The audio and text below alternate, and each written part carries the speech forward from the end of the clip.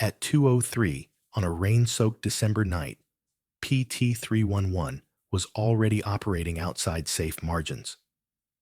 Lieutenant James Hayes stood on the exposed bridge with both hands braced against the rail, watching rain explode against the black water, and knowing that every mile they pushed inland reduced their chances of coming back. 24 years old. 11 patrols completed. No illusions left. PT boats didn't age gracefully. They either survived long enough to be rotated out, or they vanished between lines in an after-action report. The weather was doing them one favor and one betrayal at the same time. Heavy rain killed visibility. It also killed radar reliability. Sea clutter smeared the scope into a mess of false returns. Hayes knew this stretch of coast well enough to picture it without looking. Shallow approaches, sandbars, enemy batteries dug into the hills. The Japanese had reinforced this sector after the last supply run slipped through. That meant escorts. That meant tighter reaction times. And reaction time was everything.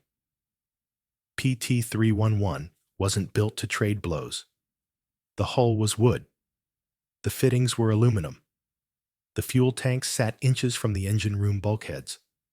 One well-placed hit would turn the boat into a burning raft. Speed was survival. Surprise was survival. Staying unseen was the only real armor they had. At 2:09, the engines dipped, just for a second. Hayes felt it through his boots. He didn't look back. Looking didn't change anything. The engineer corrected the feed, and the vibration smoothed out. But the message was clear.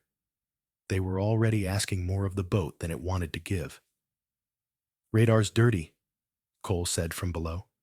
"Lots of noise." Hayes nodded. That was expected. What mattered was what slipped through the noise. At 2:14, the shoreline lights flickered faintly through the rain. Japanese. Controlled. Deliberate. Someone on the coast was awake. That meant they were already late. Barges moved on schedules. Miss the window, and they'd be unloading before dawn. Hayes checked the time again. He'd done it 3 times in the last minute. He hated that habit. Time pressure made commanders sloppy, but it also forced decisions. And indecision was worse. At 2:17, Cole spoke again. This time his voice changed. "Contacts. Multiple. Bearing 085. Speed slow. Low in the water." Hayes exhaled once. Slow. Barges. Not fishing boats. Not patrol craft. Barges meant cargo. Cargo meant ammunition or fuel. And fuel meant tomorrow's casualties. "How many?" Hayes asked. "Hard to say. At least 2. Possibly more behind them." Hayes felt the equation shift. 2 torpedoes. That was all they carried forward mounted. No reloads. No corrections. Once fired, the night committed itself. He cut speed slightly.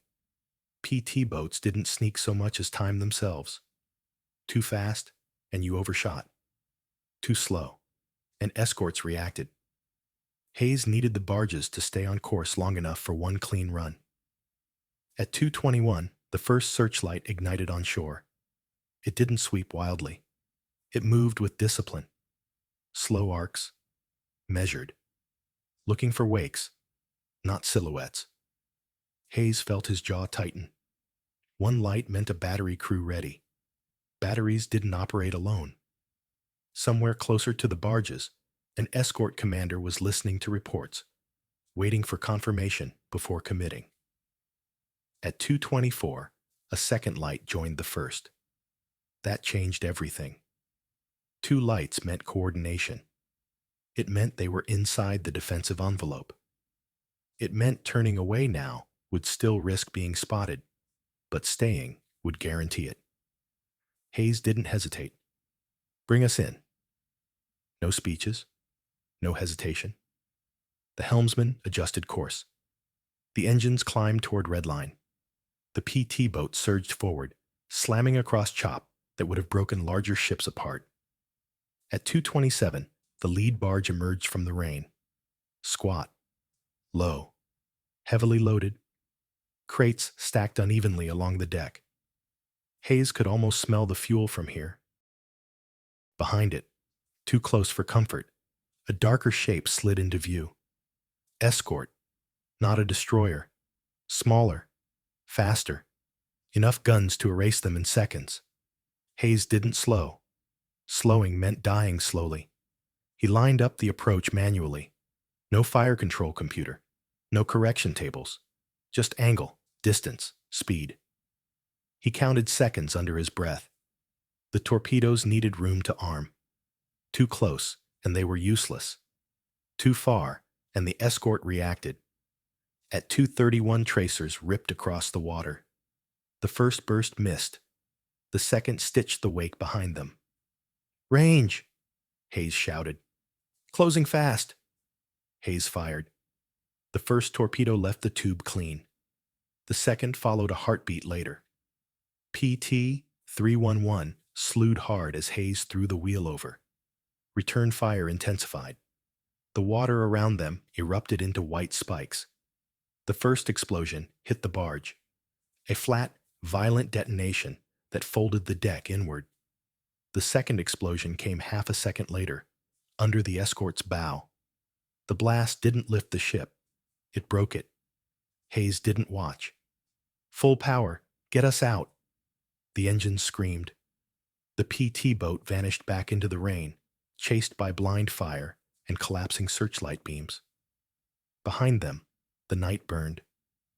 And Hayes knew one thing with absolute certainty. They had crossed the line where turning back was no longer an option. At 2:38, the second escort accelerated out of the rain, its wake briefly visible as a pale scar on the water. It was faster than the barges, faster than Hayes wanted. Japanese subchasers were not built to chase PT boats, but they didn't need to. They only needed to force one mistake, one silhouette, 1 second of light. Hayes knew the type, likely a Type D. Single 25 millimeters forward, twin mounts aft. Enough firepower to turn a wooden hull into fragments if it got a clean line. Cole watched the radar smear tighten. Range 5,000, closing fast. Hayes did the math instantly. At 40 knots, the escort would be inside effective gun range in under 2 minutes. Hayes still had 3 torpedoes, but torpedoes were for barges, not escorts. Wasting another fish on a single patrol craft would leave him short later, and later was when Americans on the beach paid for mistakes made at sea. Hayes keyed the mic. "Gunners, hold fire. Don't give him a flash." The .50s stayed silent. The rain thickened. Visibility dropped to nothing. The escort fired first. Long bursts. Tracers stitched the water where Hayes had been seconds earlier. PT 311 bucked as Hayes pushed her harder. The engine screamed. Fuel burned fast now. Every minute at flank speed cut the patrol short, but slowing down meant death. At 2:41, Cole spoke again. Slower now. Controlled. "Escort adjusting course. He's sweeping. Looking for us." Hayes smiled grimly. The Japanese captain was doing exactly what Hayes would have done. Firing blind, hoping to catch wood with steel. Hayes reached for the last trick he had that didn't cost a torpedo. Smoke. Again. The second pair of smoke pots hit the water. White fog spread low, mixing with rain, erasing shape and distance. The escort's gunfire intensified, rounds slapping water just outside the smoke. Hayes didn't run straight. He cut across his own wake, then turned hard. The PT boat vanished into its own chaos. On radar, the escort's return smeared wildly as it fired into nothing. At 2:44, Cole snapped, "Barges are splitting, one breaking east." Hayes cursed under his breath. The escort had done its job. It hadn't killed him, but it had bought time. Barges were slipping away toward shallow water. Torpedoes would be useless there. Hayes made his next decision without debate. He ignored the escort. He turned toward the nearest barge. Port tubes, 2 fish. The PT boat angled in, closing fast. The barge loomed suddenly out of the rain, a dark, low shape barely above the waterline. No lights, no markings, just a moving shadow, loaded with explosives and food and ammunition that would kill Americans by morning. Range collapsed fast. 800, Cole shouted. Hayes didn't slow. At 600 yards, the torpedoes dropped. 2 white trails raced forward. Hayes turned hard away, engines howling. The explosion came seconds later. The barge vanished in a rising column of water and flame.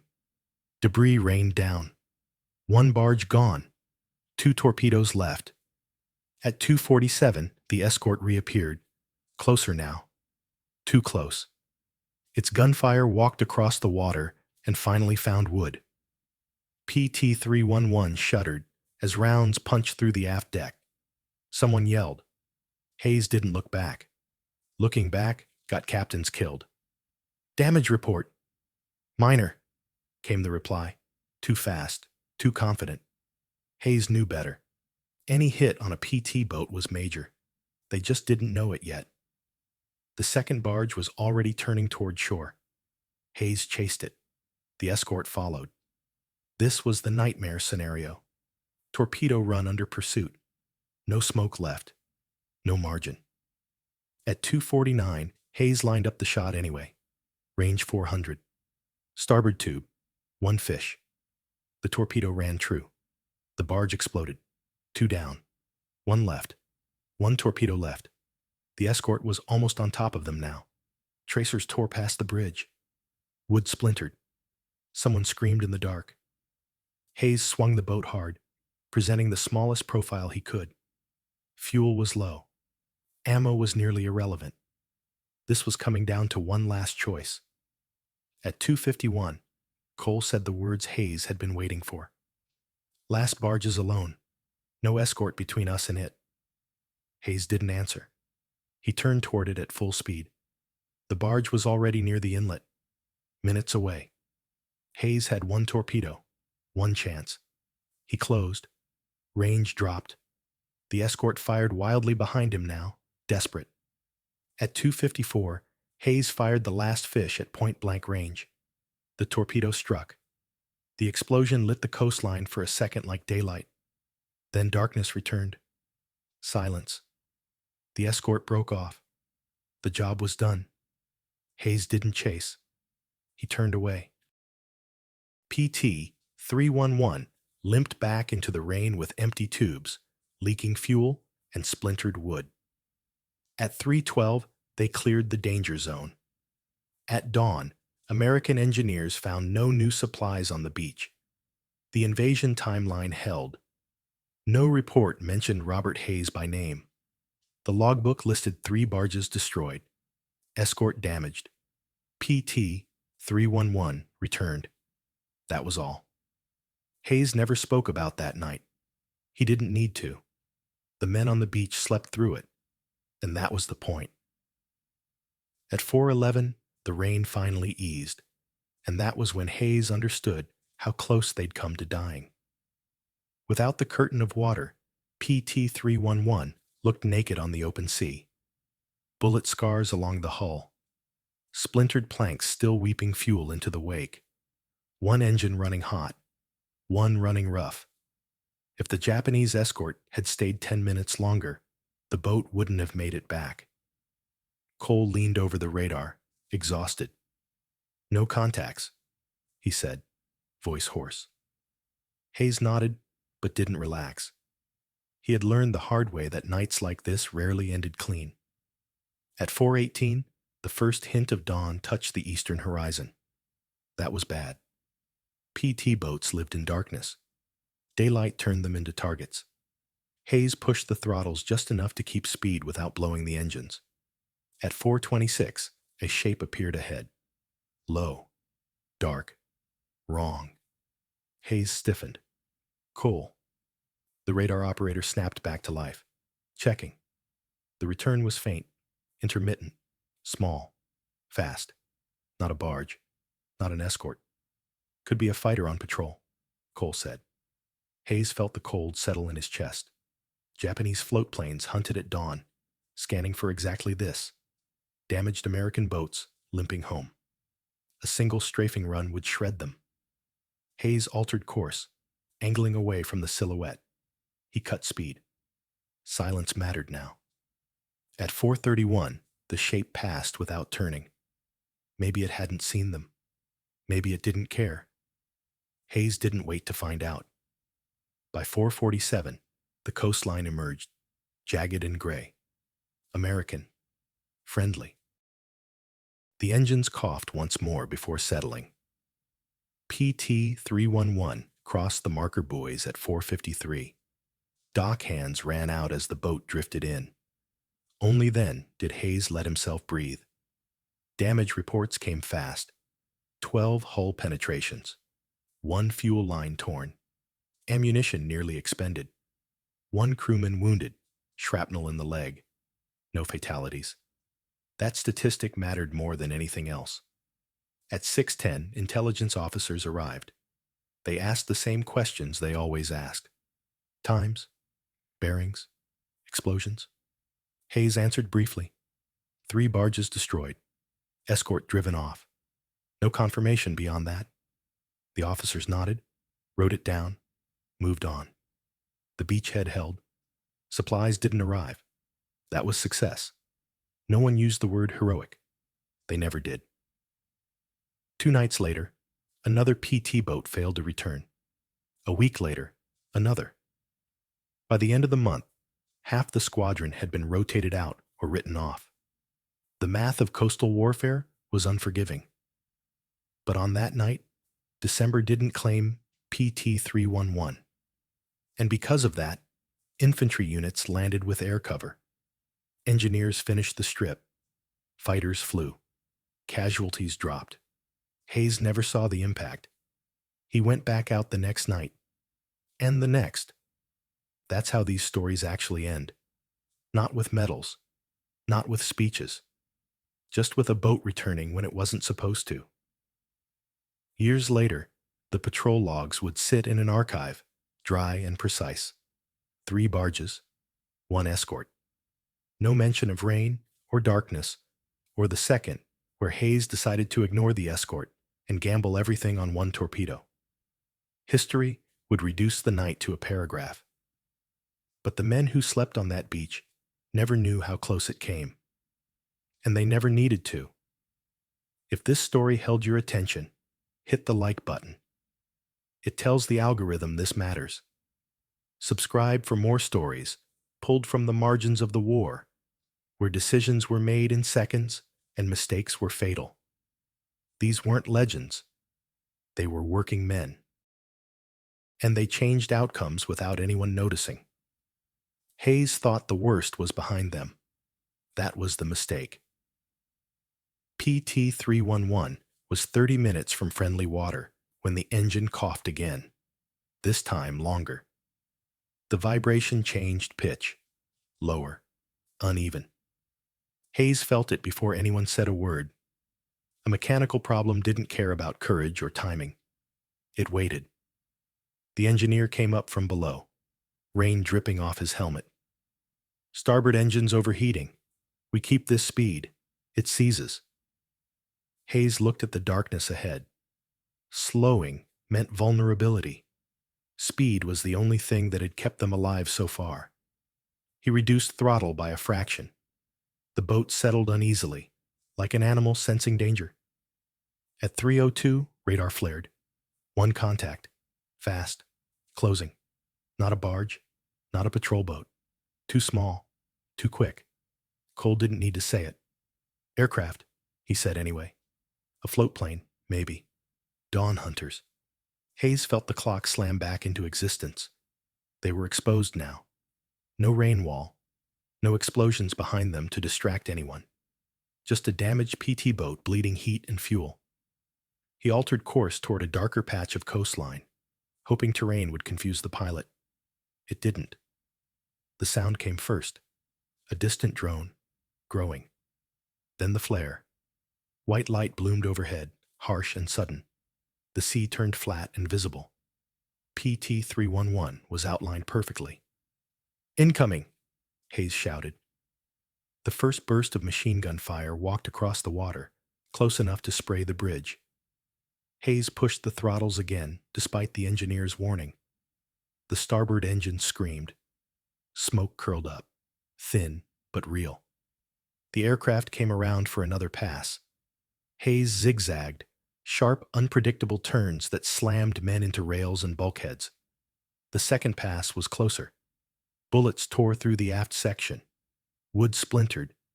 Fuel mist hung briefly in the air before the wind tore it away. If it ignited, they were done. Hayes made a decision he hadn't planned on making. He cut speed hard and swung toward the coastline, straight at the enemy-held shore. The pilot overshot, expecting flight, not defiance. For 10 seconds, the aircraft lost its angle. That was enough. Hayes ducked PT-311 into the shadow of the land, hugging the black edge where water met rock. The flare burned out. The aircraft circled once more, uncertain. Then it left. At 3:19, silence returned. No engines overhead, no tracers. Just the wounded sound of their own boat. The engineer came back up, face tight. "We're not making full speed again. Engine won't take it." Hayes nodded. He already knew what that meant. They would limp home. Slowly. Exposed. Every minute now was borrowed. At 3:41, another shape appeared on the horizon. Hayes tensed, then exhaled. Friendly silhouette. Another PT boat, sent to investigate the explosions. They took PT-311 under tow. No one spoke. By the time the coastline lights of base appeared, the sky was already thinning to gray. Daylight. The most dangerous time of all. They crossed into safe water at 4:08. When the engines shut down, Hayes stayed where he was, hands still on the rail. His knuckles were white. He hadn't noticed. The report would later mark the patrol as successful. Enemy supply line disrupted. Escort destroyed. No American losses. It wouldn't mention the aircraft, or the engine, or the fact that for nearly 40 minutes, PT-311 existed entirely on borrowed time. And that was the truth of it. The night hadn't ended when the torpedoes hit. It ended only when the water stopped trying to kill them. The sun was up by the time Hayes finally left the dock, and daylight made everything look smaller than it had been at night. Damage always did. Bullet holes were just holes. Splintered planks looked repairable. Men walked, talked, joked too loudly. In daylight, the night felt unreal. Hayes hated that. Daylight lied. At 7:30, a mechanic handed him a clipboard. "You're lucky," he said. Hayes didn't answer. Luck implied randomness. What had kept them alive wasn't random. It was timing, distance, and decisions made too fast to reconsider. At 8:12, the intelligence officer returned. Same questions again. Bearings, speeds, estimated escort tonnage. Hayes answered the same way. Short, precise. Anything extra would be cut anyway. Reports didn't like emotion. At 9:40, confirmation came through coastal observers. Wreckage ashore. Oil slicks still spreading. Japanese traffic in the sector had stopped entirely. That sentence mattered. It meant tonight would be quieter. Or it meant the enemy was planning something worse. Hayes didn't speculate. Speculation was a luxury. At 11:15, new orders were posted. Patrol again. Same crew. Different sector. Hayes stared at the board longer than necessary. Fatigue was cumulative. The body kept score even when the mind pretended it didn't. He considered asking for rotation. He didn't. Another officer would go out instead. Another crew. Another boat. The math didn't change just because he stepped aside. At 1400, Pacific Time -311 was back in the water. Temporary repairs, fresh fuel, new torpedoes. The hull creaked differently now. Hayes noticed. He always noticed. By 1740, clouds rolled back in. Low. Heavy. Good weather for PT boats. Bad weather for everyone else. At 1822, the engines came up to speed again. The shoreline slid away. Hayes checked his watch. Night was coming early. At 1906, radar picked up movement far to the north. Too distant to matter yet. Hayes adjusted course anyway. Experience taught him not to trust yet. At 1944, gunfire flickered on the horizon. Someone else was already in trouble. Hayes pushed speed. By the time they arrived, there was nothing left to save. A friendly PT boat burning low in the water. Crew already gone. Or dead. No way to tell. Hayes forced himself to look away. At 2031, a new contact appeared. Single. Fast. Closing. Escort. Hayes angled out, using distance instead of aggression. Tonight wasn't about kills. It was about staying alive long enough to deny the enemy certainty. The escort passed without detecting them. At 2118, rain returned. Hard. Violent. Radar degraded again. Hayes welcomed it. At 2202, Cole spoke quietly. Multiple slow contacts. Barges. Same pattern as last night. Hayes closed his eyes for 1 second. Then he opened them. The night was not finished with them. He brought the boat around. Distance closed. Speed increased. At 22, 19 searchlights ignited again, farther inland this time. The Japanese were adapting. Hayes smiled thinly. So were they. He didn't fire immediately. He waited. Let the barges commit. Let the escort drift just far enough. At 22:27, he fired one torpedo. Only one. The explosion took the lead barge cleanly. The escort reacted too late. Hayes turned away without pressing his luck. This wasn't a gamble. It was attrition. By 23:10, they were gone, swallowed by rain and darkness. No pursuit, no flares, just the sea again. At 0002, Hayes checked fuel. Margins were thinner than he liked. He turned back. At 0111, the base lights appeared. Dim, safe. They tied up without ceremony. No one clapped. No one spoke much. At 2:40, the patrol log was completed. 2 nights. Multiple enemy losses. No American casualties on the water. Hayes signed his name and handed it back. The clerk filed it away. Tomorrow, it would be another page. Another number. Another night that didn't count unless someone needed it to. By the 3rd night, exhaustion stopped pretending to be manageable. It settled into the crew like weight. Hands shook longer after letting go of the rail. Reactions lagged by fractions of seconds that mattered more than bravery ever did. Hayes felt it most when he stopped checking his watch. That was always the sign. When time blurred, mistakes followed. At 1811, the briefing was shorter than usual. Enemy traffic reduced. Escorts redistributed. Intelligence believed the previous nights had forced a temporary pause. Hayes had heard that phrase before. Temporary pauses killed people who believed in them. He marked his own notes instead.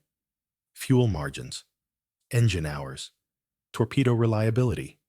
Nothing else mattered. At 1902, PT 311 slipped out again. The water was calmer now. That was worse. Calm seas reflected light. Sound carried farther. The Japanese search crews adjusted their spacing. Hayes could feel it without seeing it. At 1947, radar flickered once, then stabilized. Single contact, medium speed, too fast for a barge, too slow for a destroyer. Hayes frowned. Could be decoy, Cole said. Hayes nodded. Decoys meant escorts waited elsewhere. At 20:06, a flare went up far inland. Not for them. Yet. Hayes held course. He had learned patience the hard way. At 20:29, a second contact appeared. Then a third. Spread wide. Hayes finally smiled. This was the mistake. They were confident again. Confidence created gaps. At 20:41, he cut engines briefly, letting momentum carry them forward. Silence fell heavy. The PT boat glided. The contacts continued, unaware. At 20:53, Hayes brought the engines back up slowly, just enough to reposition. He didn't rush. Rushing was how you announced yourself. At 21:12, the first barge became visible without optics. Dark, low, heavy. Hayes counted crates. Too many for food. Ammunition. Always ammunition. He lined up but didn't fire. Not yet. He waited for the escort to drift. It did, exactly as expected. At 21:18, Hayes fired a single torpedo. The explosion was contained. Efficient. The escort turned late. Gunfire followed, wild and unfocused. Hayes was already gone. He didn't press the second shot. He didn't need to. By 21:40, the patrol area was chaos. Searchlights crossed. Batteries fired at shadows. Hayes stayed outside it all. At 22:05, Cole spoke again. New contact. Fast. Closing. Hayes didn't ask what it was. He knew. A hunter sent to restore order. This time, Hayes didn't run immediately. He adjusted course just enough to invite pursuit. The escort followed. Predictable.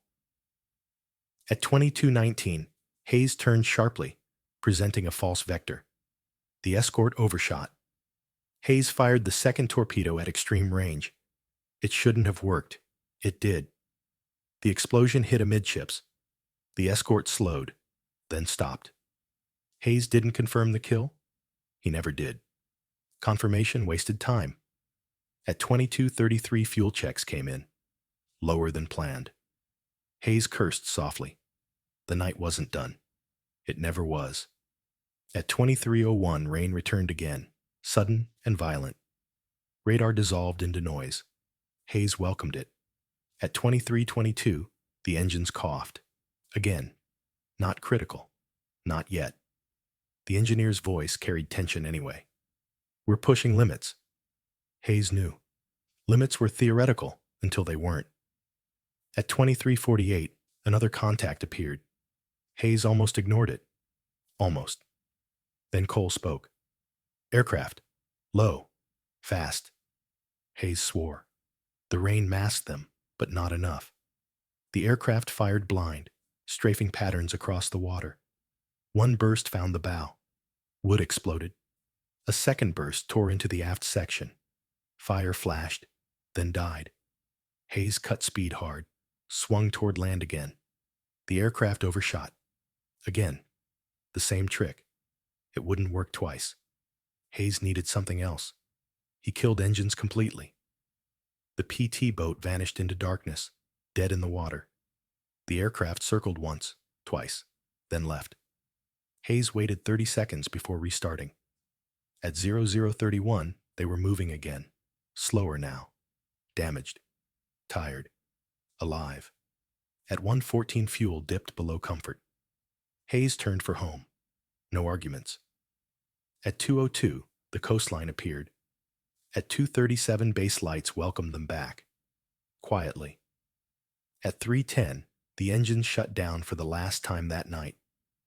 Hayes stayed aboard after the crew disembarked. He ran a hand along the scarred hull. Wood. Cheap. Replaceable. Men weren't. The next morning, the intelligence report came in. Enemy supply activity in the sector had collapsed entirely. Traffic rerouted. Escorts reassigned. The beachhead held. Again. Hayes read the report once and handed it back. His name appeared nowhere in the summary. That was fine. The numbers were what mattered. Numbers meant fewer dead men ashore, and that was the only math he cared about. Hayes didn't sleep after the patrol. None of them did. The adrenaline burned too hot. The engine still rang in his ears. By noon, a runner from Squadron Command found him on the dock. New orders. Same area, same enemy coast, same weather forecast, worst daylight window.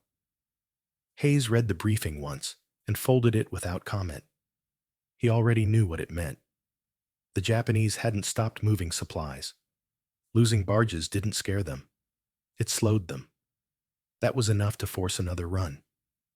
PT-311 was patched just enough to float. Fresh fuel. Fresh torpedoes. Same crew. At 18:02, the boat slipped out again. No speeches. No bravado. Just routine, which was the most dangerous lie of all. At 20:41, radar picked up traffic. Heavier than last time. More escorts. Hayes adjusted course anyway. Turning back wasn't an option. At 21:19, searchlights snapped on from the shore without warning. White blades cut the dark water. One locked onto PT-311's wake. Another followed. The coast erupted. Tracers stitched the sea around them. Hayes shoved the throttles forward. The engines screamed. Spray hammered the bridge. "Escort closing fast," Cole shouted. Hayes didn't look back. He counted seconds. Distance, speed, torpedo range. The escort destroyer loomed out of the glare, bigger than anything they'd faced before. Too close to disengage. Too far to outrun. Hayes swung the bow hard left. The boat skidded, almost rolled. A shell punched through the aft deck. Another detonated near the starboard engine. Flames licked up and vanished in the wind. "Fire out!" someone yelled. Hayes saw the opening. Narrow. Stupid. Necessary. He lined up the shot while the destroyer's guns walked closer. He fired both torpedoes at once. No spread. No correction. A gambler's throw. PT-311 veered away as the escort kept firing. Then the water under the destroyer lifted. The explosion wasn't cinematic. It was violent and fast and wrong. The bow disappeared. The stern reared.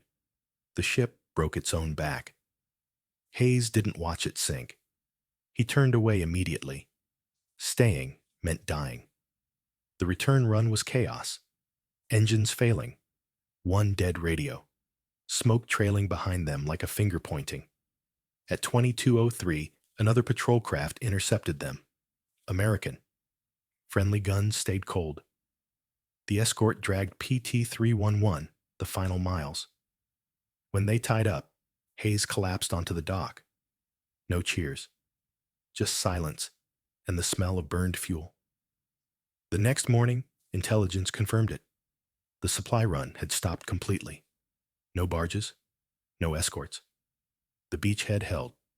Again, Hayes was offered a medal. He declined. Another patrol took his place the following week. PT-311 was retired quietly. No photographs. No ceremony. Years later, the report would summarize both nights in 4 lines. Enemy shipping disrupted. Escort destroyed. Minor damage sustained. Crew survived. That was it. No mention of the second torpedo shot. No mention of the searchlights. No mention of the moment where one decision separated survival from annihilation. That's how most of these stories end. Not with glory. With paperwork. And with men who never knew how close the line actually was. If this story held you, hit the like button. It helps these moments survive the algorithm. Subscribe for more stories pulled from combat logs, not textbooks. The war wasn't won only by generals. Sometimes it turned on a throttle pushed too far, at night, by someone who never expected to be remembered.